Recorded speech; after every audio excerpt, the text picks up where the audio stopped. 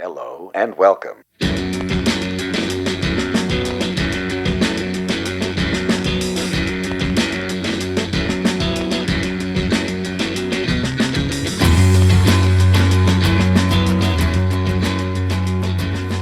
Okay. Oh, with that said, I guess we're rolling. So welcome to the show again. Kristi Lane Sinclair is sitting across from me, as you can see. Welcome to the show. Thank you so much. Thanks for having me. And as we were just saying before we got rolling, and we say this to every guest, is that we haven't seen you in like 2 years. Because of the pandemic. Right. But have you been keeping busy, writing, practicing? Yeah, I mean, I think we were talking a little bit earlier about seeing each other in New Orleans, and that was the last big gathering. That's right. That like our community had. And since then, I had a record that was ready to be recorded. I think we had recorded half of it. Okay. And then in the pandemic, obviously that was stalled. Right. But it kind of gave me more time to work on the songs Okay. and arrangements and to really just sit with it and, have that feeling of like, this is pretty much done. Okay. Rather than like fly by the seat of your pants. They're like, I guess it's done. Okay, I see.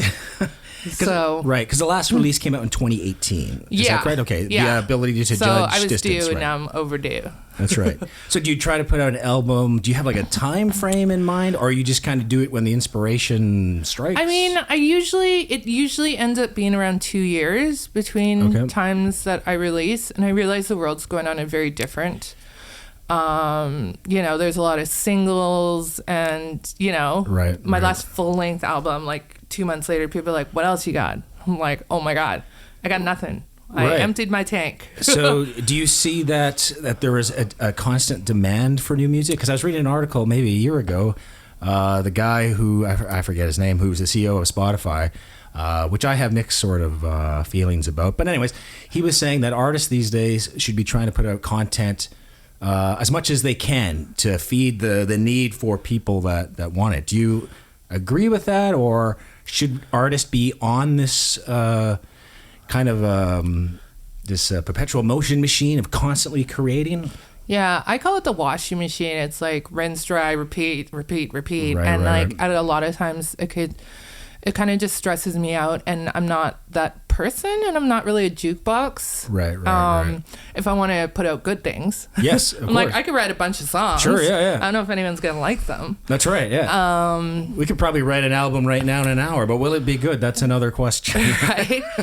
I think I did a talk show for APTN during quarantine, and I got to talk to a lot of artists, and the constant that I found was that they were really happy, and this was a gift for people who have more pressure than me to get out content. Right. And they actually got like a free year to sit and rewrite and record, and I think everyone thought that was a gift, and I think I think we were here before the music industry was here, so I should listen to my internal Haida clock. Absolutely. Of creation. Right. And speaking, you're Haida and Cree. I was reading. Okay. Mm-hmm. And your community is back on the West Coast. Is that right? Okay. Yeah. Haida, I go back there a lot, and the Cree side's in kind of BC Alberta border. BC, okay. Yeah. Great. And you go back quite a bit. What you were saying, and from your photos I see online. Yeah, is that okay? I'm actually headed back on Wednesday for my first show. I'm going to say ever, but like basically ever. Like it's been since the over pandemic. 2 years. That's right. Because I was kind of ramping up to do a record, so I wasn't performing. Right. I was just busy at home, but yeah. So I'm going to a festival called Can Salmon Festival. Okay. And it's in a remote community, Bella Bella. Oh right. Okay. Right. But it's just, you have to, it's a fly-in, boat-in community, and I'm super excited. Great. And that's terrified. Is that going to be with a full band, or you're playing solo? Yeah, I'm going to take up Rob Thompson, who's also Haida in Vancouver, and his friend Trevor. And they're kind of my West Coast trio guys. Okay, great. And when is the event? The event is October 1st to the 3rd. Okay. But, I mean, there's awesome people going out. Snide-Nosed Res Kids will be there. Oh, great. And Jason Camp. And, I mean, it's just kind of like... It's the first, like, festival style. We're all out together for 3 days. That's how I get to know everybody and create kind of the best friendships. And it's just like, I'm like, wow, it's happening. And that's kind of been what we've been missing out on. I mean, us as musicians and artists the last 2 years, because we would meet each other again at these festivals and events, and even things like FAI. And now that's kind of, been temporarily, I guess, put off until the pandemic's over. So do you feel like some of these musical connections have been, we've been missing them, or we're still trying to connect online through streaming and other kind of technologies? Yeah, I mean, I did that talk show, which I think I talked to about 30 artists. And that reconnection, I didn't even know I was really missing it until that was happening, because you're just doing it by yourself. So I'm, I'm just pushing myself so hard to do this music and to do my best. And just knowing, I didn't know there was other people out there doing the same thing. It's like, okay, we're keeping busy. This is good. We've watched all of, The Sopranos. We can yes, we watched all the Sopranos too. We watched all the seasons and some other shows too. Right? No, it's still a thing. I'm on Boardwalk Empire now. Oh, okay, great. We're gonna get into rewatching that next. Yeah, it's really good. Anyway, watched all the things, laid on the couch, got back problems. Oh yeah, well yeah. I got tons of problems. Well, I mean, there was a time you couldn't leave your house. You had to have a dog to walk. If you wanted to leave your house. And we had a dog, which is great. But yeah, even our dog was like, our friends are like, can we take your dog? There was a lineup around the block for okay, great. to just have a dog or have something to focus on. I don't know. Right. Strange. It is couple strange. Of years. Still strange. It's still strange. So you're still working at completing the new album? It is done. It is done. Okay. The masters are done. Okay, great. Final packaging is happening, and that's, I guess, all I'm going to say really about that. Okay. It's been still pushed and pushed and pushed. Okay. So it was supposed to come out November 15th, but I don't think that, I think we're looking at January 15th. Okay. We'll say that is a loose day. In 2022. Yeah. Okay. I keep forgetting it's 2021. I was writing a check the other day. I still write checks. And then I put 2019, and I realized that was the last time I wrote a check. Oh, okay. It's like, yeah. Right. That's just I don't know. Quite, the world stopped. Yeah. Work stopped. It seemed like time didn't even matter for the last couple of years. I wasn't keeping track of the clock or what the day was on the calendar, except unless I had something to do. I think my workday started at 10 p.m. Oh, okay. 10 for p.m. a few hours. Right, that would be me working hard. But yeah, nothing really seemed to matter. I do film as well, but it was kind of everyone's just I don't know. Right. Mental health wise. Right. Because I noticed your credits on IMDb as well, because you work in the film as well industry. You've worked in there? Yeah, I started working in film when I was 20 in the audio department. I went to audio engineering school. And then so I would lay in language versions over APTN shows. Oh, okay. And then they kind of liked me, and they're like, okay, just stay on his camera. And then, 20 years later, here I am. And I mean, it was a great job to finance music. And then I realized I just really love it. And I've been able to balance the two together, especially doing albums and short films. I could kind of do that a little bit. Great. And you incorporate that in your music? Do you create your own music videos? You're self-directing and producing them, or? Well, it's kind of funny. During COVID was the first time I've ever taken a hand at handling my own music videos and coming up with concepts. And it's something I really, really loved. And I think I was just spread too thin to sit down and think. It's hey, you're hired. I got to keep going. I'm on tour or whatever. Right. And then, so... I mean, we did a couple of videos. One of them was in Haida during COVID with my cousins and aunts in a big house. And, it was, really fulfilling. I guess that's what I could say about COVID. Everything's just if you choose to do something, you really want to do it, and you're going to make it work. So, because the whole world was kind of paused. Yeah. And in some areas and in some regards, we still are sort of semi-paused. Yeah. But as artists, there's always that need to sort of create. And of course, during COVID, we couldn't go out and hire, video production teams and stuff. And we actually started shooting our own music videos out of necessity as well, just because of the lockdowns and such. So it feels like artists had to learn another skill during that time. Mm-hmm. And I think a lot of us struggled, but we shot a talk show on an iPad in my living room. Oh, great. Which, not even audio, like no labs or anything. Okay. And it turned out great. Awesome. And I was just like, okay. But it was like 20 years of experience. And, I'm just that's right. Press play. That's right. Press record. Because there's a lot of people producing stuff at home, like the podcasts or even music. They're recording on their laptops and such. Well, 10-year-olds are like making way better TikToks than us. Yeah, I'm not even on TikTok. I don't even know what it is. Right? I have a vague idea what it is. Yeah, I would think 10-second films. Isn't it the old Vines? Wasn't there a thing called Vines maybe 6-7 years ago? So this is kind of the new. That's right. So this is the new Vines, and then another 6-7 years it'll be something else, Flip Flop or something. It'll take, right. So, but there's still some, I guess, social media giants that are hanging on, like Twitter and YouTube, and of course Facebook. Do you see kind of those platforms changing in the future? Well, I think I heard Instagram is going to turn more into TikTok. Everyone's kind of morphing in that direction, right. And it won't be kind of like the diary it is now. It's just going to be content. I see. And I don't know. I think Facebook, that's like where you get in touch with your aunties, right? Post this stuff. But that's where I keep in touch with community and sure. Because you can use social do the media group chats, right. And it's kind of more. I don't know, family. It's more, family focused and more positive focused versus some of the other stuff you see on social media. Yeah. But right. I don't know. I'm sure its days are numbered because of that. Right. But as artists, do you still find it a useful tool using social media to promote your shows and albums? And let me go back a few years to when there were shows. Right. I still think it's relevant. It's still you go there. I went to my first rock show the other day, and you go there, you look up the address, and you see who's going. I definitely see that as something right. and everyone's on it. People aren't afraid of it. You don't have to go sign up to some website or whatever. Right. Yeah. Great. Yeah, because we had this conversation a couple of times now with the other guests about.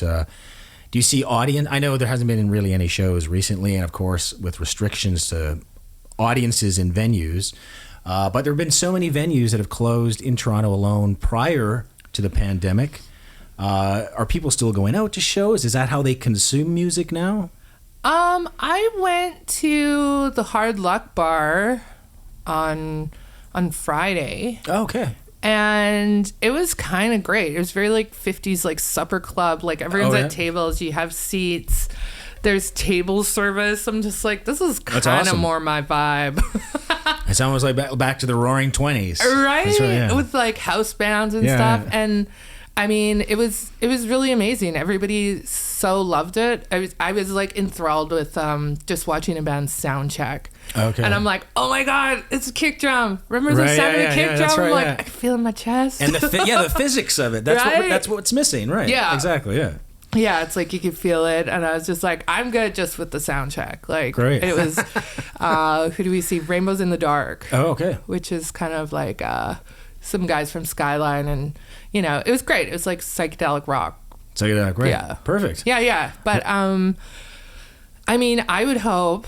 I was thinking about booking a tour, but I'm just who doesn't want to sit down and take in that, and maybe we have more ability to sit somewhere for 3 hours, right. because that's what was missing from being very Toronto, everything's go, right. And then I would just have time to sit and oh, this is where I have my morning coffee. Okay. And this is where I notice what birds are outside my house and actually watching the plants grow. I'm just oh, my vine's doing well. Right. That was not a thing. I was always on planes and Right. there's something to be said about sticking around the same place. That's right. And COVID has kind of allowed you to do that versus prior COVID, you were I mean, touring and talking to people. It's just like, well, like even staying in your own bed, like the health benefits musicians have seen from that. Sure. And being at home and cooking your own food, like, you know, you're not living off like Tim Hortons or, you know, fast food, bar food. Right. Yeah, that was really nice. Everyone, you know, I feel like kind of got to learn to cook at least a little bit. Okay. I didn't learn how to cook at all, actually. That's not my thing. Although I do know how to make, toast, I think, really good. I can make coffee. Well, really it's like I was the person who burned the toast every time. Oh, well, see? And then I'm like, if that's the only thing I'm doing. Come over and make some toast. I make a mean toast. I don't let it burn. I'm just sitting there waiting for my toast. I'm like, yeah, but before it's like you're on the phone, you're running around and like, fuck. And never trust the timer on the, you can swear on this show. You can say, again, you can say whatever the fuck you want. Fuck, I burned my toast. There. Right. I said it. Because the timers on these things, it's hard to find a good toaster, I find. Yeah. And never judge the timer. I'm always checking. Well, I like to switch my breads every week too. Oh, okay. So I'm like, I don't know. Now I'm rye bread. Now I'm a thin rye bread guy. Oh, I love rye bread, especially the marble rye. Right? That's right. Yeah, my grandpa was German, so I love rye bread. Bread and butter. Dense European breads. That's right. Have you been to Paris or to Europe to try their like butter and their breads? Yeah. No, I went to France a couple times and it was just like, I was like, if I don't leave here, they're going to roll me out like a wheel of cheese. Right. I would like have cheese in my pockets when I went for a walk. Right. I know. I can't be trusted around that kind of gluttony. Right. Yeah, because it's like a different sort of lifestyle there, right? But they know how to control themselves. But they know how to exactly. They're like, don't eat all the cheese. Don't take it in your pockets, and like, you know, wait for the next meal time. But cheese is so awesome. It's so delicious. Cheese is the best. So I guess getting back to your musical influences, I was reading that it's everything from like rock and grunge to classical, and what kind of got you even interested in music in the first place? I think when I was maybe like 15, you know, I'd gotten into music, but then my mom got me like a VHS Smashing Pumpkins live show, and I watched it, and halfway through I was like, yeah, I need a guitar. It has to be Fender Strat. Oh, awesome. And I did. I got the Fender Strat for my birthday a few months later. And I still play it all the time. It's the best guitar. I love it. Yeah. It's still, it can go across the country and never go out of tune. It's just like, why do I even buy other guitars? Right. And do you have like other guitars in the Strat that you use in recordings? Yeah. I have a Fender Jaguar. I have a classical guitar. I have a Larrivee. Right. I just bought an Ibanez. Oh, okay. Which model? I don't know. Red. Okay, right. Well, I had some hand injuries, so because the neck's smaller, it's just like, and it seems like it's for metal guys, so it's like it's actually easier for me to play. Oh, okay. And it sounds dope. And it has like great. That, like, you know, you can bend really easily. Oh, awesome. Yeah, That's awesome. Sounds like fun. Great, because I love the sounds that you have on your recordings. Oh, thank you. I was listening to the last EP actually this morning, and I just love the way it's recorded, how the stereo is done, and the guitar tones that you use. So what kind of amp? Like, what's your rig? I'm just curious because I love what you're doing. I mean, right now it's like a Fender Blues Junior. Okay. Which is, you know, I used to have like a Marshall stack, so that's where like a lot of the sounds. So that got too from. heavy to carry around, or? Oh yeah. Okay, right. It's like, what's the point? Everyone mics your amp anyway. Yeah, I couldn't even. I'd have to turn that amp to like 2. That's right. For the venue to even, and then carrying it, and it was just stupid. And I spent so much money moving it that I was just like, but I wanted something small that I could push. So the Junior's great, and like I think I just use like a Jimi Hendrix fuzz. Okay. And an EQ, and I can't even remember what else the other one is. It makes it funky though. Well, it sounds great. Thank you. It sounds fantastic. So these recordings, where are they recorded? A studio at your place, or? Usually, I think the last EP was recorded at Jukasa. Oh, and Jukasa, for this right. record, we did, we recorded at Jukasa, and then the second round, we went out to Arc Studios in Hamilton. Okay. Yeah, which is kind of a newer studio, but Julius is amazing, the engineer out there. There's a farmhouse, so it's like, sounds nice. I kind of like to build Sounds like nice. kind of a resort vibe. Right, You know, right, you yeah, just stay out there, stay in the zone, and Right. yeah, it's like out in Hamilton. It's gorgeous. It's in the forest. It's Okay. awesome. I can bring my dog. Oh, great. Yeah. It seems like a lot of the music business has and industry has moved from Toronto to Hamilton now. I think most industries have moved from Toronto to Hamilton. I mean, even the pandemic, like the rent is so high. Right. And then there's kind of an exodus of also people like you and me who are like, well, maybe I want more space. And and everything cool is out there anyway. So it's like, okay. why not? We're actually heading into Hamilton in a few weeks. We're recording the next record at Grant Avenue.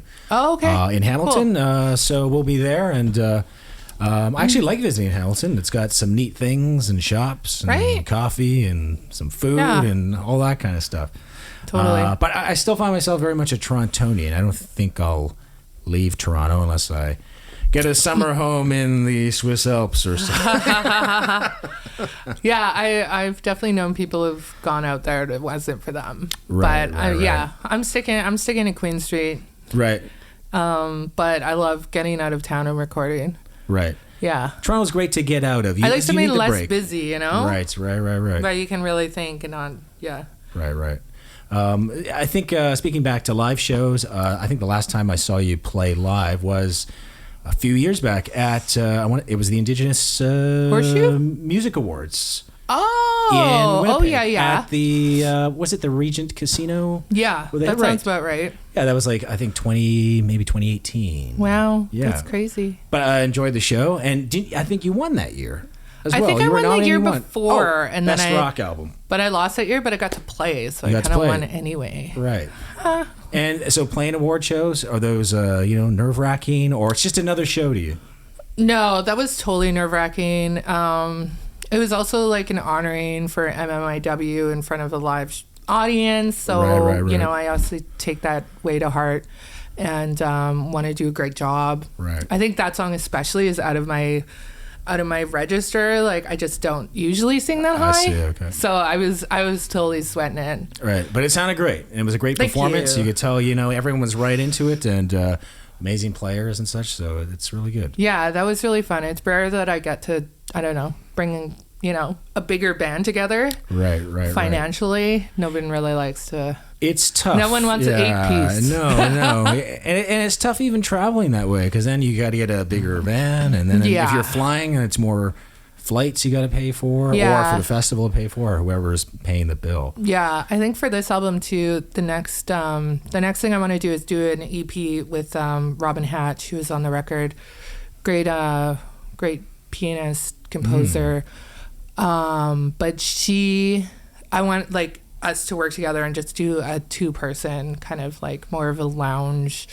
Okay. But like composer, like Right. we're not gonna Paul Anka. Okay, Paul. Right.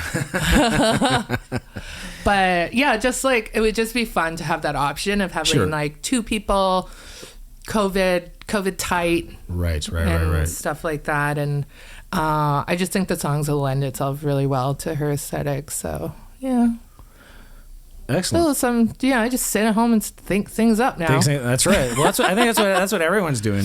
Right. And I think artists, we've always done that. We always have ideas, and sometimes they're good ideas, sometimes they're bad ideas. Right. And hopefully the good ideas make it to an album, and then that goes on a bigger and better success. So what's, I guess, I don't make it sound like a job interview now, but what's like your 5-year plan in terms of like music and creation? Do you want to produce other artists? Is there any bigger sort of aspirations you're aiming for? I think as far as I'm concerned, and like I will just keep going with whatever music comes to me. I think that's always been the way. I mean, like I'm classical grunge. It's not really, a huge sought after thing. At this point, I'm just like, yeah, you're kind of set in your ways of what you want to do. But I mean, most of the films and a lot of my heart is in Haida, and I do a lot of like film that integrates language, and that's a big passion of mine. So I would love to like build a studio in Haida. Oh, great! Yeah, just to record and kind of have an arts hub for everybody to create, kind of like an incubator. Yeah, to help. Okay, and then like if there was little mini cabins on the beach. Oh, like, that'd be nice. You guys could come out and absolutely, right, and chill and eat salmon, and it's like the best place to create. It's very supernatural, and it's like it's very electric in its air. And right. I just think it's It's kind of like, it would be kind of like a smaller scale, say, of the Banff Center, because the Banff Center, right? you're out in the middle of kind of the wilderness. Better. Are you gonna have a food like Vistas? You'd go there for your 3 meals. Well, I mean, like, there's so much. When I'm there, I eat like seafood 3 times a day, like for breakfast, lunch, and dinner. Oh, okay. And it's just so fresh. Like, you can actually go out and walk out and like pick crabs out of the ocean with the net. Well, we're both actually allergic to seafood. Me and my wife producer over there. Wow. I know. So, well, actually, when we were in New Orleans, it was hard for us to find something that wasn't seafood that we could eat. So. Wow, that's not my problem. Yeah, but yes, I digress. Please continue. No. I need to take a moment for you guys. Yeah. But I think like food there is huge. It's like abundant. No vistas. No vistas, right. Yeah, I think just more like, live in a van, live in my van. During COVID, I bought a camper van. Okay, just so we could get out and about. Right. I thought I saw some photos on Instagram or something. Right. Yeah. What kind of van is it again? It's a 98 Ford Econoline. Okay, great. Her name's Wanda. Oh, like Wakanda Forever. It's a big black van. And I think I got it during second wave. And in the beginning, I was just starting, winter was coming. Right. And I started losing it a little bit and like wondering how much more I could take. Okay. And then I just started going online and like looking at vans. Sorry. And I found this one, and like vans weren't going for like $80,000. Wow. Like it was crazy. Oh, wow. But I found this one for like a reasonable price, and the guy seemed really awesome. And I just like sent him like $3,000 like to his email, and I was like, "Here's my down payment. If you take my money, I actually just really want to like believe in humans again right now." Right. So I was just like, I'll just like take this like, and he's like, "Wow, I really like you too." Like, and he did the same thing. We both just were just like, "Okay, I'm gonna hold the van for you." And I just went over. It was in Vancouver, so I flew out and I got the van, and you drove it all the way back to Toronto? Not yet. Not yet. Okay. I came back to Toronto, and then we went out there for the winter and kind of stayed in the van and drove it up to Haida and back down to Vancouver Island, and then back to Haida. And then I went back and got the van for third wave and drove it out here. Okay. And then I just drove it out back there. Oh, and how long was the drive? Just out of curiosity. So long. Right. So long. It took was days so weird. and days, right? Yeah. No, I was supposed to just go to Winnipeg, and my fiance is like, he's like, "I knew you weren't coming back." He's like, you'll just keep going. And I did.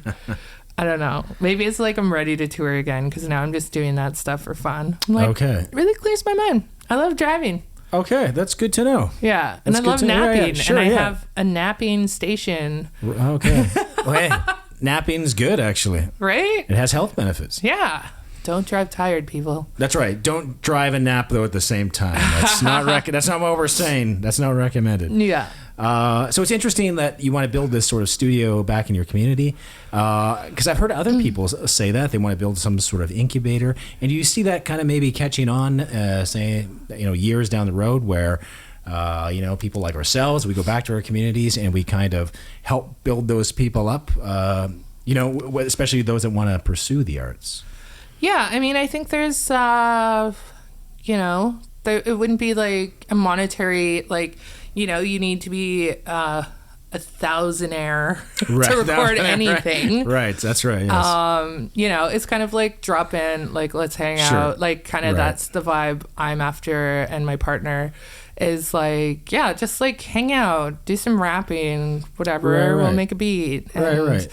I think, I don't know. That's kind of the vibe maybe that COVID brought up, where it's like you get off the machine, it's like, you know, because like at the beginning it's like, is this Armageddon? Like, where do you want to die? Right, exactly. Like, where do you want to be? And I'm like, I want to be in a Haida guy. And Right, like right. music, like what would you want to say? And it wasn't like, man, I wish I really like milked that industry more, or like Right, put out right. more mediocre music. That's right. That's my only regret. I didn't put enough mediocre music. Yeah, guys. I didn't create content.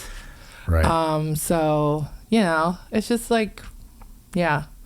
And, you know, like, especially Indigenous, it's like we're old poor. We're like totally like used to this. Right.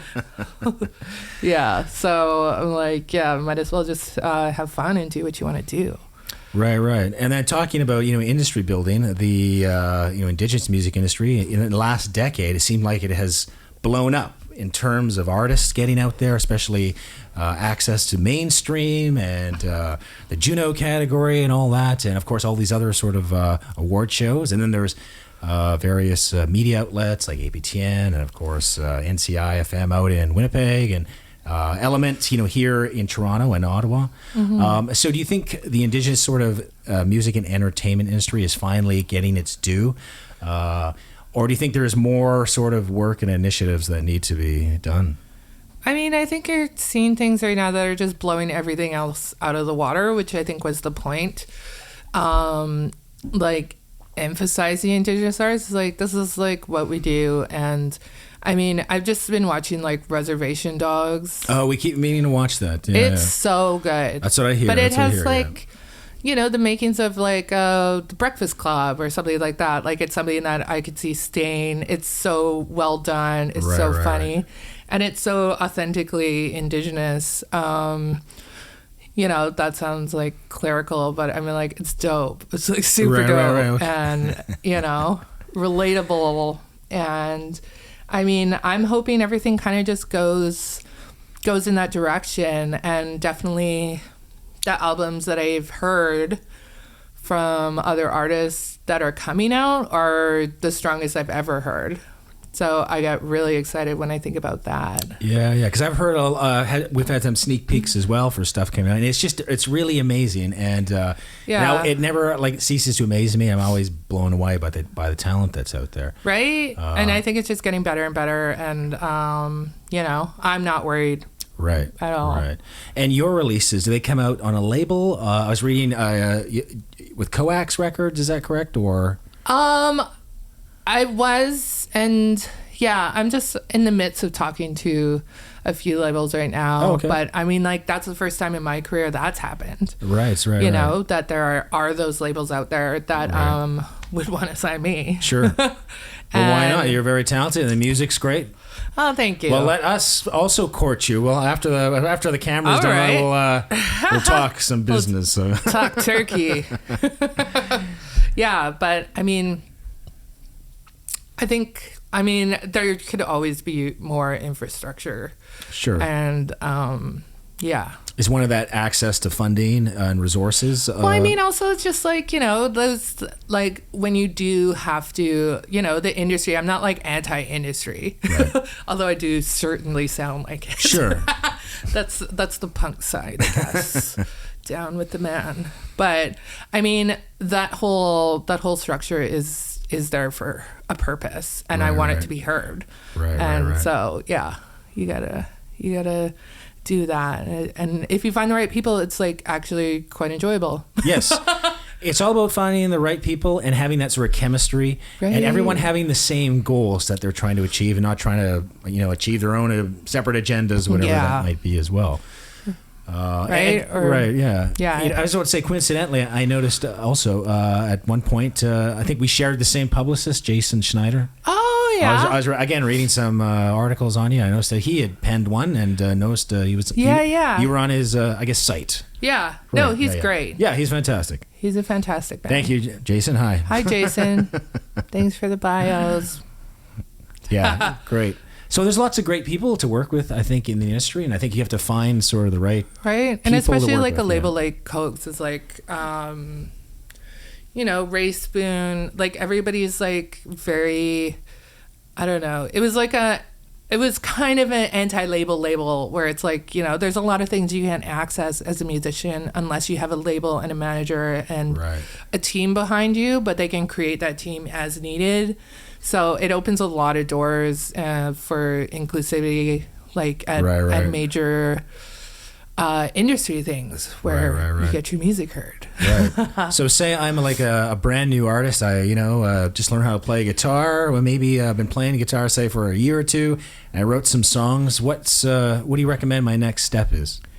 Well, I mean, like now that there's like all of these, like everything digital that's available to someone, like you can just drop your phone and record and I mean, that's what I've seen, like young, talented Indigenous, like that goes viral. Like, I can't remember the name. Some boy who played piano and sang, and it was just like so touching. It was so great. I wish I remember his name to plug him, but I don't. I remember seeing that video too. I wish I could remember as well. I think everyone had shared it at least once on Facebook. That's that's viral. Like that guy was getting gigs. So yeah, I think like that and reaching out to, there's a lot of like supporters in our community that are, definitely looking for emerging artists. I mean, Alan Grey Eyes is always cooking something up. That's right. Alan's awesome. Right? Putting everyone on stage. And, he's one of the first people who put me on stage. Okay. And I mean, like, I don't know, just don't be And he runs a festival now in Winnipeg, right? I forget the name. Sorry, Alan. We'll look it up and post the link later. But... and you were a part of that, his festival as well? I haven't played it, but I mean, like when he was with Manitoba Music, I mean, I think, he took me to Southern California once to like, oh, that's awesome. Talk to like other bands down there in casinos. And great.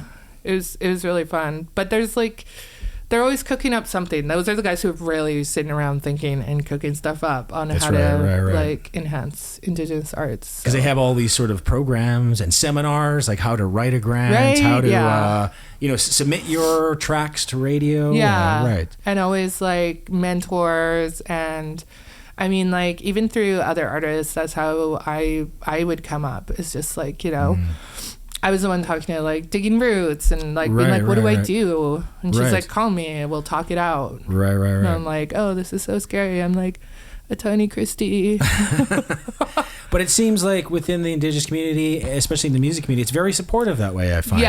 There's definitely a lot of support. Like whatever you need, basically, someone will help you. Yeah, everyone's there to, help you in some sort of way, or however they can, I guess. Yeah, totally. It's not, I don't think it's competitive in like, we're like trying to get each other slots or anything like that. Whatever. And I think everyone's just kind of, for the most part, pretty awesome and pretty open to helping, especially, the next gen. That's the point, right? That is the point. That's right.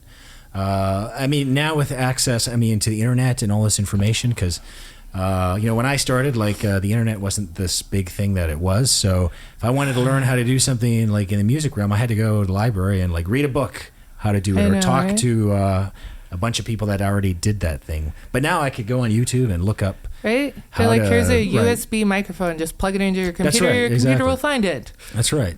And maybe that's hit this button. And maybe that's kind of the problem too. With there's this oversaturation of new artists. Be releasing records, every week. I forget the number. It was like in the tens of thousands of new releases that come out a year in Canada alone.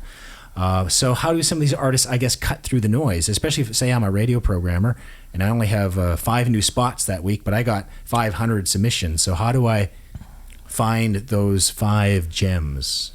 Yeah. Well, I don't know if I would be a guitar player or a singer if I had an iPhone. Okay. Growing up, it was the boredom and just sitting there and then like practicing. And even now when I'm prepping for a record, I go and I rent like a cabin in the woods and I'm completely unplugged and just focusing. Right. But I mean, where I would go to a record store and like actually like mail order Okay. CDs, which would take four months to come. Oh, wow. And I couldn't listen to them. I would only see them in like Rolling Stone. It's like L7. I like their picture. Right. I'm going to order an album, but I don't know which one. I'll just pick one. And that's kind of the way I would do it. But I mean, like now you could research any kind of music on like Spotify and stuff like that. Or places that pay artists for their music. Well, that's sort of what's going to be my next question. Are there more or less opportunities now for musicians, do you think, to make money? Are there more revenue streams they can access? Or now have some of them been cut in half or worse because of Spotify? They don't really pay a fair sort of royalty rate. I know. Yeah. I mean, like, there's that. And yeah, I do think that needs to change as far as like royalties, because that's how a lot of us live and pay rent. So, I mean, but as far as like content and, you know, it's there. And I think back to like advice would just be like, somebody told me once, like, he's like, just like be undeniably great and the world will open its doors to you no matter what. Like, you don't really have to worry about anything. But I mean, with that takes time and just like, you know, like unplug, listen to music. I mean, especially during COVID, I went back and listened to all my CDs. Like, I had them like alphabetized in books. I've been carrying them around for years. I'm like, let's just listen to albums and not like playlists and like top to tail. And I was just like, oh yeah, that's why I do this. Like, this is what you were listening to when you're 15, like trying to learn how to tune a guitar in your bedroom. And yeah, I mean, just I don't think there's any magic potion or like, you know, send your song to everybody, but it's like, you know, just do what's fun. Because that's Because that's what's sort of changed over the past years is that people are not so album focused anymore. It's now Spotify playlists and singles and. Also, I wouldn't take my advice either because I'm very anti. I'm like, I still make albums. I'm like, I'll release a couple singles from the album, but I am very old school and I love albums. I love making album art. I love having something I could touch afterwards. So it's like selfish. I kind of do it a lot for, you know, me and other people out there who want to, you know, have a vinyl and carry it in a little case. Like, that's right. Yeah. Yeah. No, I'm exactly the same way. I mean, this past summer I released a space concept album on vinyl. So yeah, I'm just like, what's a single? That's right. Be like, I don't know, fart in the wind. That's right. See ya. Well, on that note, we're actually coming up to the end of the show. I don't want to leave it on fart in the wind, but is there any final words of encouragement or advice you have for other Indigenous artists that are trying to, you know, get their album out or trying to get gigs? I don't know. I think have fun, engage with the community, do everything that we haven't been able to in the last little while. Right. Go to shows. Talk to people. That's right. Support the local music scene. Play open mics. Yeah. Oh, I miss open mics. It'll be good when all that comes back finally. Yeah. It feels like we've been starving from that sort of content, right? Yeah. Yeah. I don't even care if I see a good band. I just want to see a band. A band. A band, okay. Yeah, totally. Well, that's great. Well, thank you again for coming on the show. And don't be a stranger. And let us know when the album drops.